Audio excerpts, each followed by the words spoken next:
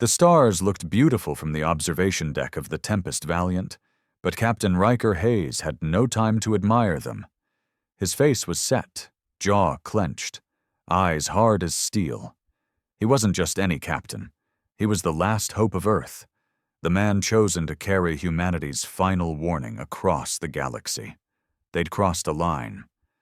The Zari Dominion, tall, serpent-eyed beings with psychic weaponry and a sick obsession with control, had destroyed 3 of Earth's outposts last week. No warning, no mercy, just silence, and then debris floating in the void. Riker stood alone at the edge of the glass dome, the Earth barely visible behind the glowing blue clouds of Jupiter. His knuckles turned white as he gripped the railing. Every fiber of his body wanted to lash out, to scream into the black that they'd pushed humanity too far. But this mission wasn't about emotion. It was about making damn sure the galaxy understood the consequences. "Message payloads ready," said Lieutenant Sarah, a short-haired, sharp-tongued woman who had saved Riker's life more times than he could count. She stepped beside him, her voice low. "You still want to say it yourself?" "Of course I do," Riker muttered. "They need to see a human's face when the words come." The message was already programmed, broadcast ready in all languages, across all networks, ready to be hijacked onto any alien frequency they could reach. It wasn't a plea. It was a final notice. He turned and marched down the corridor, past rows of armed soldiers and humming engines. Everyone aboard knew what this meant. If the Zari attacked again, Earth would answer not with war, but with extinction-level retaliation. Riker stepped into the holochamber, a dark sphere lit only by the green, blinking console. The AI pinged, awaiting his command. "Begin record," he said. The camera buzzed to life, scanning his face. He took a slow breath. "This is Captain Riker Hayes of the Earth Defense Coalition," he began. "This message is for the Zari High Council and all species allied with their aggression." He leaned in slightly, voice calm, controlled, deadly. "We have tolerated your attacks. We've watched our colonies burn, our families vanish into stardust. We have buried our dead in silence. No more." His tone shifted, a quiet fury leaking through every word. "Humanity is not the child species you think we are. You confuse compassion with weakness. You mistake patience for fear. But let me be clear. One more strike, one more unprovoked assault, and we wipe you from history." The silence that followed seemed louder than any scream. "This isn't a threat. It's a promise. We have weapons you haven't even imagined, and we've never wanted to use them. But if forced, we will end you." The camera blinked off. The message was locked in. Sarah stared at him with a mix of fear and admiration. "Was that dramatic enough?" he asked her dryly.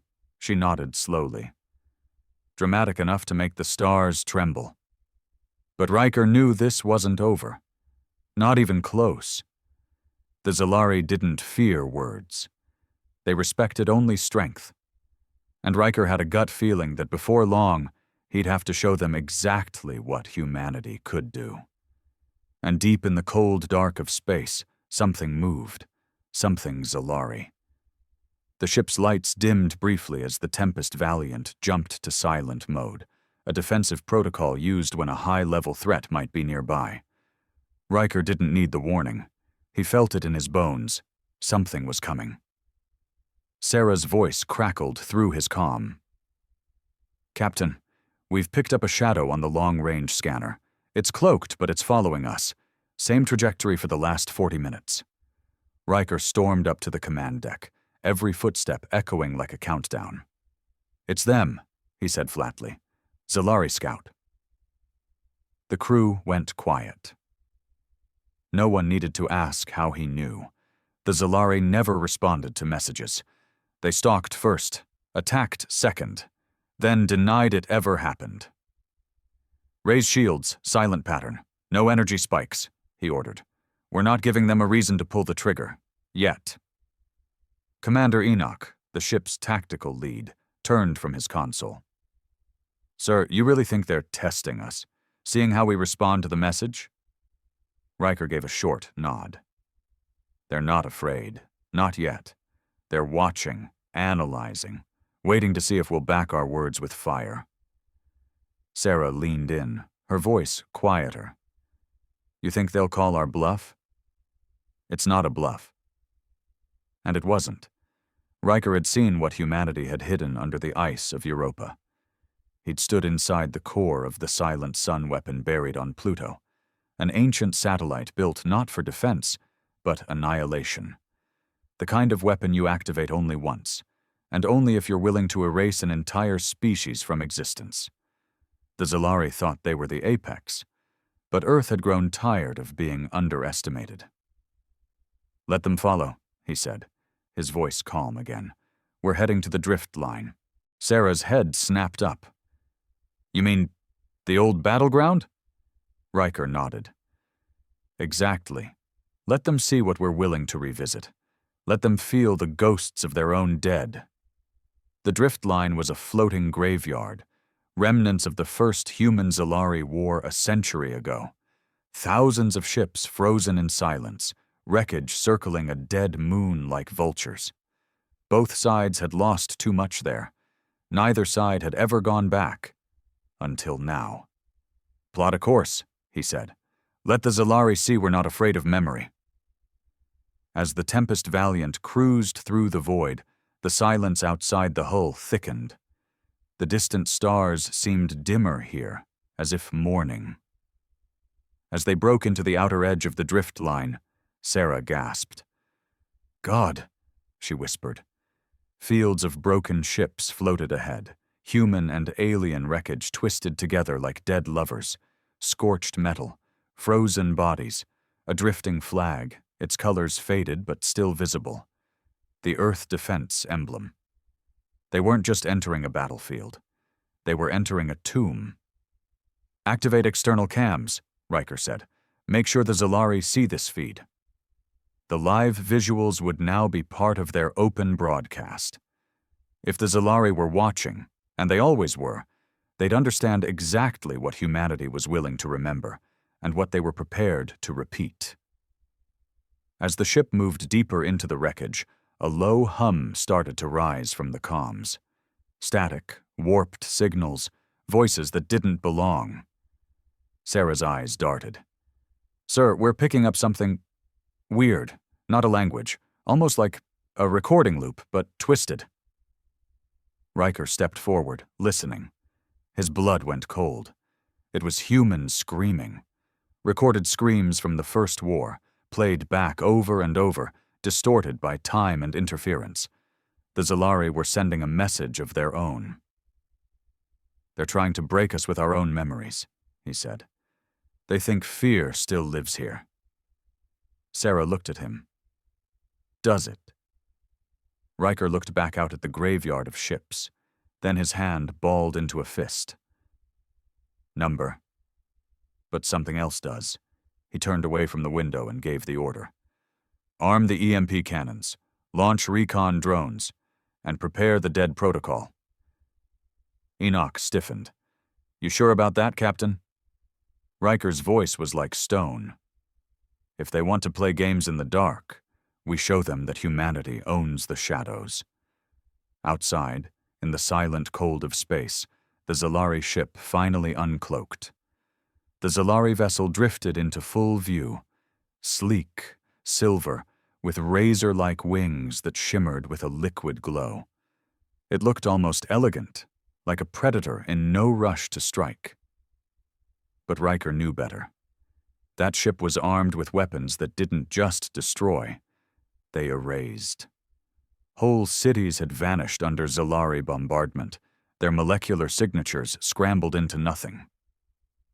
Enemy vessel has assumed passive stance, Enoch reported, his fingers flying over the controls. No weapons lock, no transmissions, just watching. Riker narrowed his eyes. They want to know if we'll flinch. Let's show them what we've become. He tapped his wrist pad. Initiate dead protocol, blackout mode. Prep the drones for ghost assault. Sarah turned, stunned. We're activating dead protocol this early? Yes, Riker said. We're not here to fight. We're here to haunt. Dead protocol wasn't about brute force. It was psychological warfare born from human desperation during the first Zalari War. It was fear weaponized. The protocol activated every stealth drone, every holographic projector, every scrap of psychological manipulation they had. Ships would appear where there were none. Voices would whisper in enemy comms. Ghostly images of dead soldiers would float through the wreckage. It was madness, engineered. And it worked. Within minutes, the space around the Tempest Valiant transformed. Dozens of phantom vessels shimmered into existence, holograms crafted from data pulled straight from old war records. The Zalari would see the ghosts of their past, their own ships now seemingly revived, and hunting them. We've got contact, Sarah said suddenly, her voice sharp. The Zalari ship just deployed countermeasures.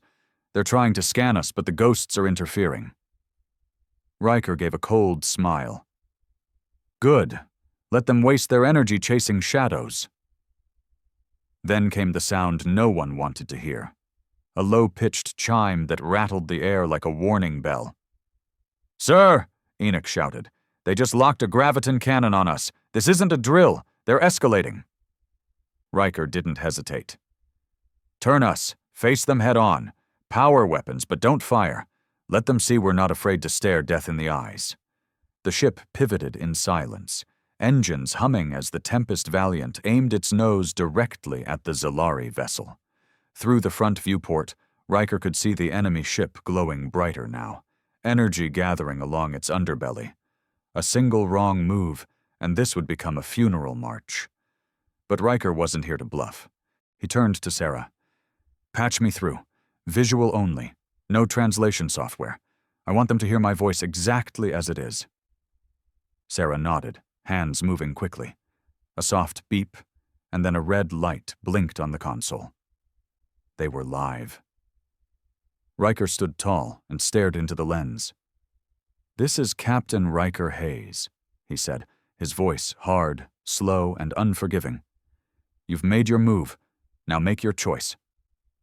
He leaned forward. One more strike, and we wipe you from history. He cut the feed without waiting for a response. The bridge went still. The only sound was the soft humming of engines and the hiss of the air recyclers. They waited. 10 seconds. 20. A minute. Then, the Zalari ship's energy signature flickered. Enoch whispered, They're pulling back. The alien vessel began to drift away, engines spooling quietly, its nose tipping down toward the void as if in retreat. No weapons fire, no final taunt, just silence and distance. Sarah let out a breath she hadn't realized she was holding. We called their bluff. Riker wasn't smiling. Number, they're not done. They're just regrouping. He turned and walked off the bridge, leaving the crew stunned behind him. Because Riker knew something they didn't. That ship wasn't alone, and humanity's final message had just triggered something far worse than retaliation. It had awakened the first wave. Darkness pressed in on all sides as the Tempest Valiant drifted beyond the drift line, farther than any human vessel had dared go since the first contact war. The Ghost Fleet still glimmered faintly behind them, and Riker stood alone in his quarters, studying the blinking red dots that had begun appearing on the star map. 14 signatures, now 15. All headed their way. Not scouts, not cargo vessels, warships. Each one carried the heat signature of a sun reactor, a class of engine used only by the Zalari's elite fleet. Silent, massive, and relentless. He didn't need confirmation. They were prepping for a surgical assault. Strike hard, vanish, wipe out the message. Then vanish the messenger. He tapped a console. Bridge, this is Hayes. Begin silent jump to coordinates I'm transmitting now. Cloak, keep the lights off. Let's disappear. Sarah's voice came back, hushed but steady. "Copy that, Captain. Spinning up the core." The ship shuddered lightly as the silent jump drive began humming. It wasn't instantaneous like traditional faster-than-light travel. Silent jumps took time. Slow, hidden, and hard to detect, but safe from most scans. It was a gamble. Either they vanished completely, or became sitting ducks if spotted mid-transition. Riker stared at the blinking dots again. He zoomed in on the lead vessel, Azareth class, one of the same classes that had annihilated Outpost Halcyon. He still remembered the live feed, the silence, then fire. The screams, the flickering image of a boy, maybe 6 years old, clutching a stuffed animal as the screen turned to static. They didn't just want to win. The Zari wanted to unmake humanity's soul. The intercom beeped again. "Captain," Enoch's voice came through this time. "We've got a situation. Power spike, not from us, from the wreckage. One of the ghost ships. It's powering up." Riker's spine stiffened. "That's impossible. Those ships have been dead for over 100 years. "We know, sir, but it's real. Hull integrity stabilizing. Weapons systems going online. Someone's waking them up." Riker sprinted down the corridor to the observation deck. The stars streaked past as the ship silently glided between dimensions. But on the tactical overlay, something horrifying unfolded. The old Earth destroyer Salvation's Reach, a wreck that had once floated dark and empty, now pulsed with life. Then a second, then a third. Dozens of ships, thought long dead, sparked to life as if summoned by the fear that now choked the region. But they weren't broadcasting human signatures. They were speaking Zari. "Sir," Sarah said, wide-eyed beside him, "they've found a way to reanimate our war dead. They're hijacking our own ships." "No," Riker growled, his voice tight with fury. "They're defiling them." Each vessel that came online flew Earth's flag, but broadcast Zari codes. It was psychological warfare turned grotesque, a desecration of humanity's most sacred loss. "They're sending a message," Enoch said grimly. "They're telling us our past doesn't even belong to us anymore." Riker's fists clenched. "Then we take it back, all of it." The crew was silent, watching as the holographic image of their ancestors' ships twisted under alien control. He issued his order quietly but firmly. "Begin overwrite. Launch virus drones. I want every resurrected hull disabled. If it doesn't shut down, we vaporize it." "Sir," Sarah said cautiously, "these are our own ships. Some of them still have recorded logs. Personal messages from soldiers, family archives. They're not ours anymore," Riker said. "Not while they're in the hands of monsters."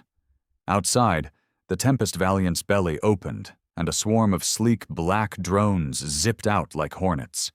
Each one locked onto a corrupted vessel and began uploading a specially designed virus, a digital ghost killer, built to shut down enemy reanimation software. Some ships flickered and died instantly. Others resisted. One of the ships, honor-bound, a battleship lost during the war's final battle, turned toward the Tempest Valiant, its weapons charging. "Fire," Riker said coldly. Twin beams of white-hot plasma tore through space, slicing the vessel in half. The explosion was silent, but the crew felt it in their bones. Humanity had just destroyed its own dead. Riker didn't flinch, because this wasn't just a battle anymore. This was a cleansing, and he had a feeling it was only the beginning.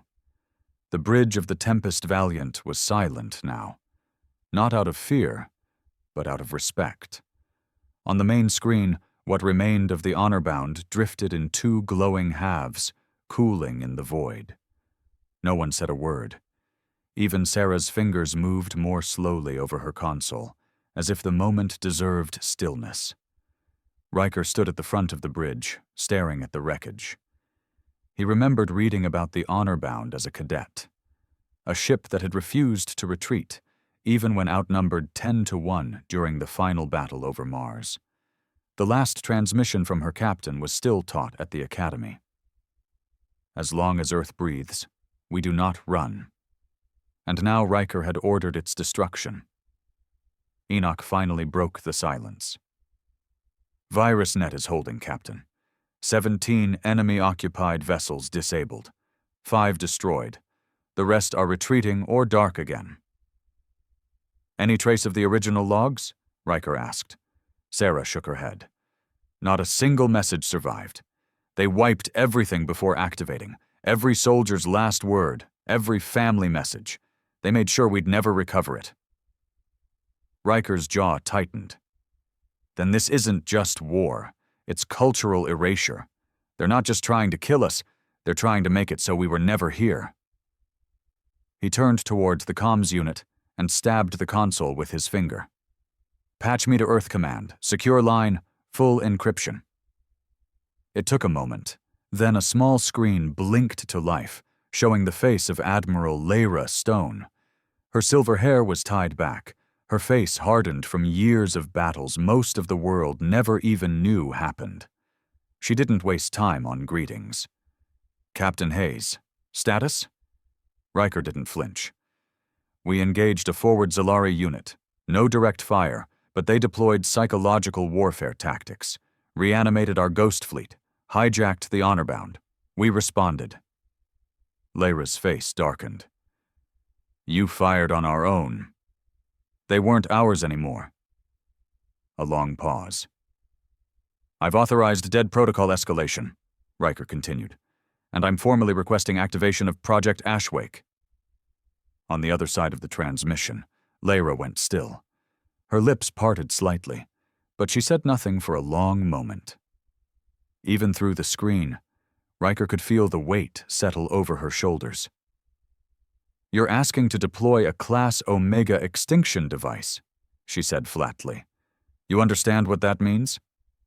Riker nodded once. I do. So do the Zari. They're sending more, and they're not here to fight us. They're here to erase you, Lyra finished. Riker's voice lowered. If we don't strike first, we won't get to strike at all.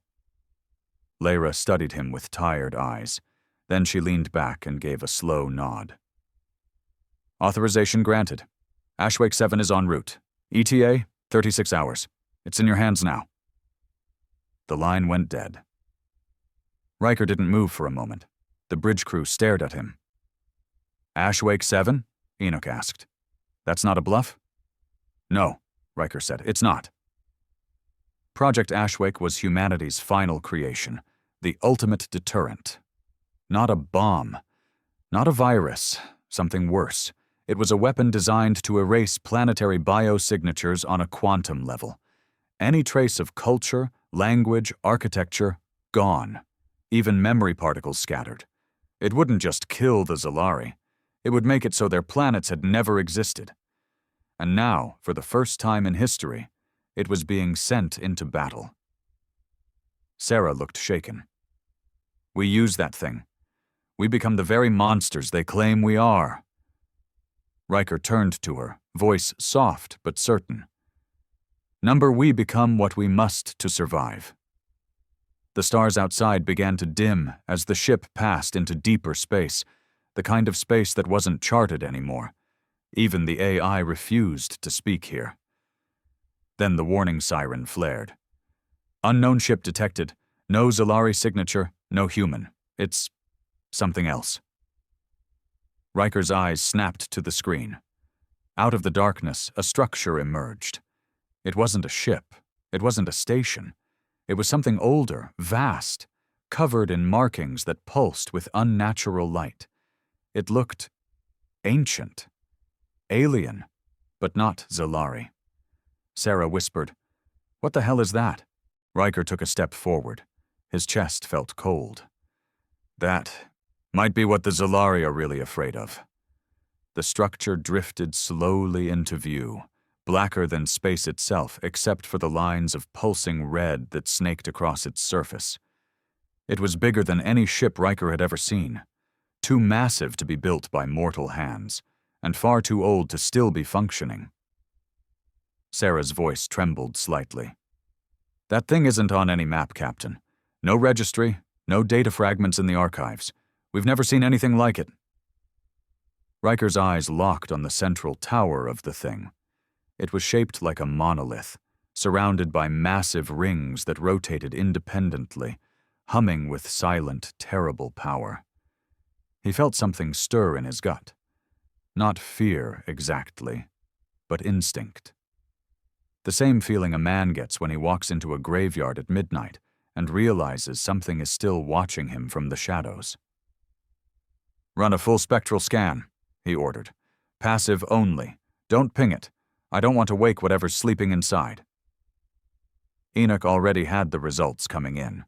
His voice was tense. "Sir, this thing's ancient, possibly pre-Zari. It's emitting a decaying radiation signature we've only ever seen in one other place." "Where?" "The silent sun on Pluto," he said grimly. "But this is older. Way older." That was impossible. The silent sun had been the last resort weapon Earth found buried during the Mars terraforming era. No one had built it. No one claimed it. It was just there, waiting. And now here was its twin, or worse, its creator. "What are the Zari doing near this?" Sarah whispered, watching the data stream. Riker didn't answer. His mind was already racing ahead. The Zari didn't retreat from the message earlier because they were afraid of humans. They retreated because they didn't want this, whatever it was, to be disturbed. "This isn't about us anymore," Riker muttered. "They're not trying to erase us to win a war. They're trying to keep us quiet, because we're too close to something." He walked quickly to the comms console. "Prep a drone. I want eyes on that structure. Full analysis.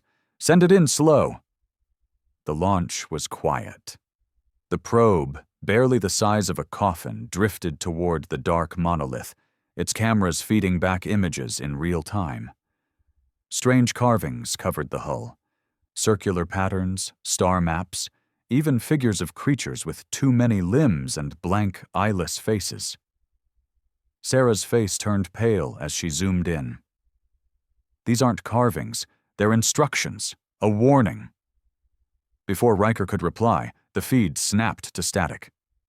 "Signal lost," Enoch barked. "The probe's gone. No explosion, no interference. It just vanished." The bridge went deathly still. Then the whisper came. Not through the speakers, not through the ship. It came inside them. A voice, not words, but something deeper, pressed against their minds. Riker staggered, clutching the console as a sudden weight crushed his thoughts. He saw flashes. Burning planets, stars going dark, a ring of light swallowing entire systems. The voice, if it could be called that, was old. Older than war, older than life as they knew it. "You speak of extinction like you understand it." Riker gasped for breath. Blood trickled from Sarah's nose. Enoch collapsed against the wall, eyes wide, staring at nothing. "You threaten annihilation with weapons of fire. We end civilizations with silence, with forgetting." Then it was gone. The pressure lifted. Riker stumbled upright, his body soaked in sweat. Sarah, trembling, whispered, "That wasn't the Zari." "No," Riker said. "That's what they're afraid of. They've been trying to bury this." Enoch blinked slowly, his voice hollow. "Sir, what do we do?" Riker turned back to the stars. The Ashwake device was still on its way. The Zari fleet would return. But now they were in the middle of something far worse than war. "We changed the mission," he said quietly. "We're not just fighting for Earth anymore." Sarah stared at him. "Then for what?" "For memory," he said. "For the right to be remembered at all." Outside the viewport, the monolith pulsed once, like a heartbeat, and Riker knew humanity hadn't delivered its final message yet. But soon, it would. The darkness outside the Tempest Valiant had changed. It wasn't just cold or empty, it felt aware now, as if the stars themselves were watching with unseen eyes. Riker stood silently at the edge of the bridge, his face tight, lips pressed into a line, still hearing the echo of that voice in his mind. We end civilizations with silence, with forgetting. He'd never felt smaller than he did now, not even during his first drop onto the burning soil of Vesper Prime. This wasn't war. This wasn't even about survival anymore. It was something older, a conflict beneath history itself. And yet, he didn't flinch. He turned to his crew. "We're changing course. Plot a return jump to Earth orbit. I want us there before Ashwake 7 arrives." Sarah blinked. "We're not going to strike the Zalari?" "No," he said. "Not yet. We're bringing the message home first. Because if we're facing something that can erase us, Earth needs to know." Enoch looked skeptical. "You think Earth Command will listen? After you asked them to drop an extinction weapon?" Riker's voice was steel. "They'll listen, because I'm going to put it in the open. Every channel. No more hiding." The crew exchanged glances. Going public with information like this, especially about Project Ashwake or the monolith, was treason. But Riker didn't care about rules anymore. He cared about making sure the human race knew what it was truly up against. The moment they entered jump alignment, the lights flickered. Not from engine failure. This was different. Colder. A hum that came from inside the bones. "Captain?" Sarah's voice was shaky now. "We're not alone anymore." The monolith was moving, not drifting, not rotating, moving. A slow, deliberate shift as the rings around it accelerated, glowing brighter with a dull red light that seeped into the fabric of space like blood into water. Then a rift opened beneath it. Pitch black, not space, not void, something deeper. "Is that a wormhole?" Enoch asked.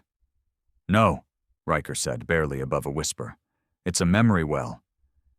He didn't know how he knew, but he did. They don't just erase civilizations. They trap them, pull them into whatever that is, a place where no time exists, no past, no names, just nothing. As the rift expanded, signals across the bridge lit up in chaos. "Zalari fleet incoming," Sarah called out. 10 ships minimum. They're not firing, but they're heading toward the monolith." "What?" Enoch looked confused. "They're going to it?" "They're not attacking," Riker muttered. "They're trying to stop it." The truth landed like a thunderclap. The Zalari weren't humanity's exterminators. They were its keepers. They'd destroyed outposts not to silence Earth, but to delay it. To keep humanity from finding this thing too soon, because the moment someone found the monolith, the moment someone disturbed it, it began to wake. "We were never the target," Riker whispered. "We were the trigger." On screen, the lead Zalari ship broke formation, flashing signals in a pattern never used before. "Translate that now," Riker ordered. Sarah worked frantically. Then the translation appeared. "Human, we tried to protect your timeline. You would not listen. Now it sees you." The rift pulsed again, growing wider. A long shadow reached from it, stretching like smoke, then solidifying into a shape, a towering figure of pure darkness with no eyes, no mouth, just the suggestion of a face. It didn't move, but it watched. Not just the Tempest Valiant, not just the Zalari. It was watching humanity. A voice rippled through every screen, every device, every neuron. "Your history is loud. Your defiance remembered. So we come to silence." Alarms blared. Every system on the ship began shutting down one by one. Sarah screamed. "They're infecting the core. They're erasing our nav, our logs, us." Riker forced himself forward. "Divert all power to backup storage. Transmit our data, Earth history, fleet records, everything, to the deep archive satellites." But they'll erase it, Enoch yelled. Not before we fire it into deep space, Riker snapped. Even if we're wiped, the truth survives somewhere. The crew moved like lightning, but systems were crashing fast. Riker turned to the comms. If this is our end, he said into the open channel, then let this be our real final message. He stared at the watching void. We are human, and we remember. The shadow figure pulsed once more. Then everything went white. There was no light, no sound, no time, just silence. Then, breath. Riker's lungs burned as he gasped awake, choking on the dry, recycled air. His body was strapped into a med rig, still shaking. Everything around him was flickering, emergency lights pulsing red, warning sirens muted.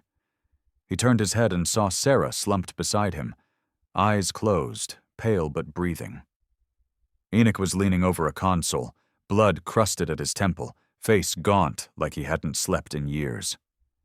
How long was I out? Riker croaked. Enoch looked at him like he was seeing a ghost. 4 days. We thought you weren't coming back. Riker pushed himself up. His limbs were heavy, his chest a furnace. What happened? The monolith, the shadow. Sarah stirred at his voice. She sat up slowly, her voice hoarse. They didn't erase us. Not fully. Not yet. Riker's memory came flooding back. The voice, the rift, the being that called itself Silence. It hadn't just attacked them, it had tried to erase their existence. But something stopped it.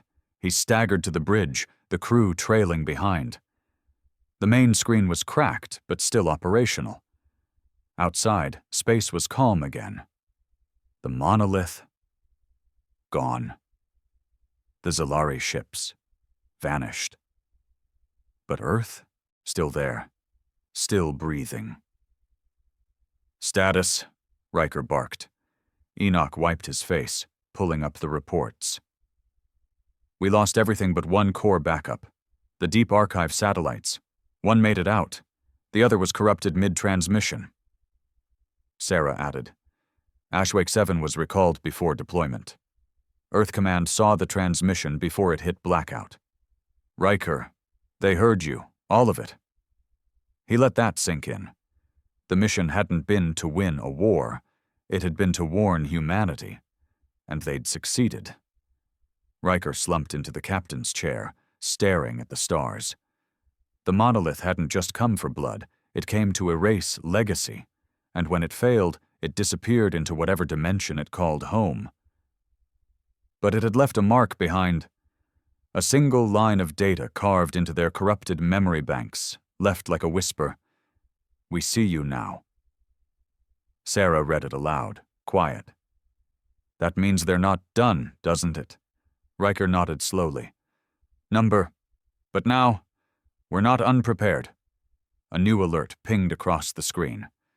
Incoming transmission. Source, Earth Command. Admiral Lyra Stone appeared, pale and tight-lipped, her eyes sunken.